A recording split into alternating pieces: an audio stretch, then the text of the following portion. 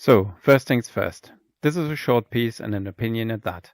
I'm not expecting lengthy, referenced arguments, although footnotes would have been nice. Just because it's flagged as an opinion doesn't mean you are free to say whatever you like and A, not back it up, and B, claim it's rational. At its worst, people use opinion to mean either of two things. A, my mind is made up and no amount of rational debate will change my mind. And B, you should not engage me in a rational debate because I'm entitled to hold as many unjustified beliefs as I want. But they then also usually claim that they are rational beings and their opinions are based on fact and logic. Second, absolutes are rarely right, so stating a conclusion as an absolute is problematic. Hello, my name is Science Beard, and this is my intro.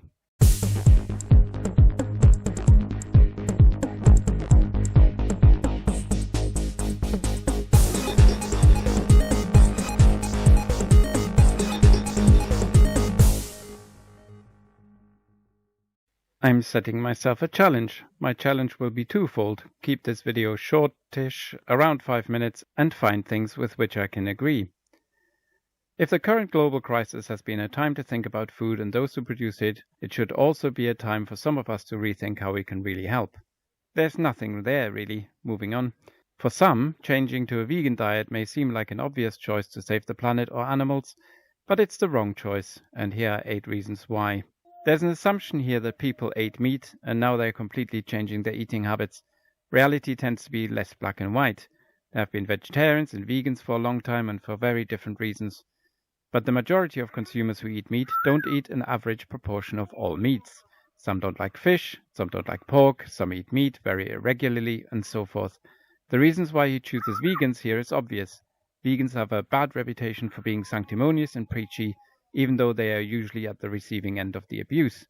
Reasons for not eating animal products also vary. Ethics, health, and sure, the environment. Paul Cobb has, however, set up an array of false dichotomies at this point, not a good start. How would it have read if he substituted the actual trend? For some, reducing the amount of meat in their diet and consuming less dairy may seem like an obvious choice. Okay, none of this has examined the points Paul Cobb is making, so I'll start the timer here. Man has always lived in a mutually beneficial relationship with animals. It's another absolute statement. I won't bother citing something that counters this because the more glaring flaw here is the appeal to tradition. Just because we have always done it doesn't mean it's good or we should continue. It's a contract. No, it really isn't. What sort of contract is it where the other side ends up dead or as a slave?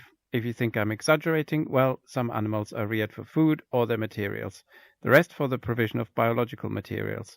I don't think that they would enter into a contract like that unless coerced. It's the sort of contract that a slave owner thinks they have with a slave. You work, I take care of you. What could the slave's possible objection be? They are well taken care of, until of course they lose their productivity through old age or disease. This is a false equivalency. I care deeply for my dog. I wasn't prepared to put him in the food chain.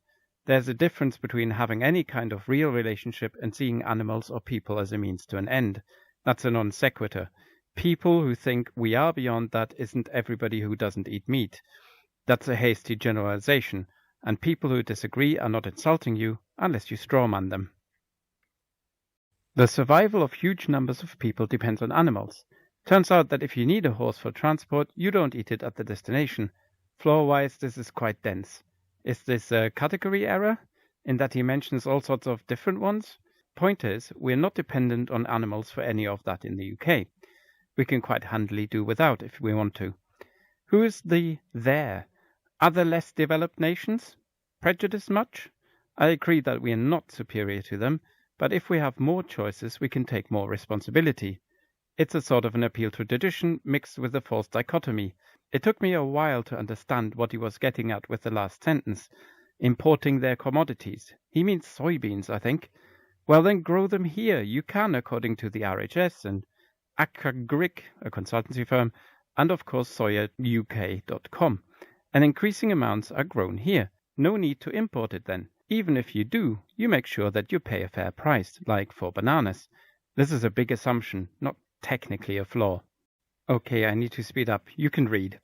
No, you are not what you eat, although vegans and vegetarians tend to live longer, and because I'm honest, I will put the caveat of confounding variables with it. Veggies tend to lead generally healthier lives with respect to exercise, drinking, alcohol, and smoking. He asks a question about wrongness. How about ethical concerns about killing living, breathing, thinking animals, some of whom are as intelligent as some human beings? Have you never heard of the alien invasion analogy? Even if you don't agree with it and you're happy being ableist or speciesist, there's your answer. Is the implication that meat and dairy products are not processed? Tofu is analogous to cottage cheese and tempeh to cheddar in its production. And the answer to the last bit, pretty much yes. Maybe read a bit more before you write? I'm going to be generous and just score 1 flaw here. Hasty generalizations abound. Balanced diet doesn't necessarily include all of these, or indeed any. Switching can be the answer, depends on the question. However, for many it's the default. You know the them from earlier. Unsupported claim here and a non sequitur. Let's buy local and seasonal. I agree. And there you have just a little bit of bigotry peeking through. You know you can't trust them foreigners trying to fool you. Actually, you're describing the opposite with your non sequitur. And fancy chefs selling us poshed up animal products with a hefty markup aren't exactly unknown. A nice slippery slope there though, well done. No doubt greased with duck fat rather than margarine. Arguably, if you wanted to store carbon on it, let the plants grow. At best you're talking carbon neutral, but modern machinery makes that moot.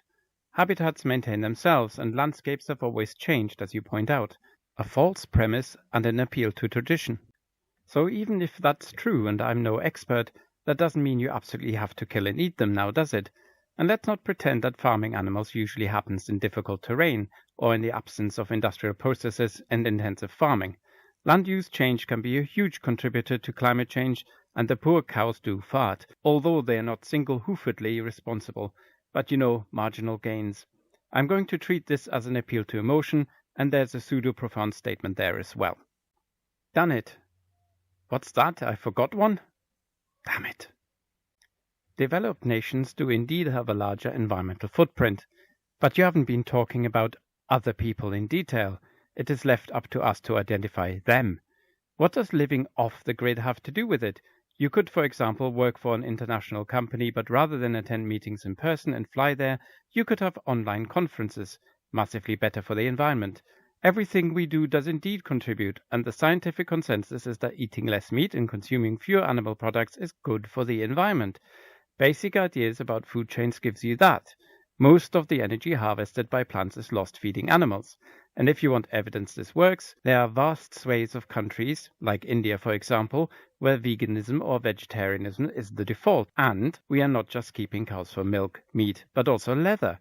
And none come from the same cow. False equivalency, slippery slope, false dichotomy, and false premise. Ding ding ding. How did I do for time? Damn it.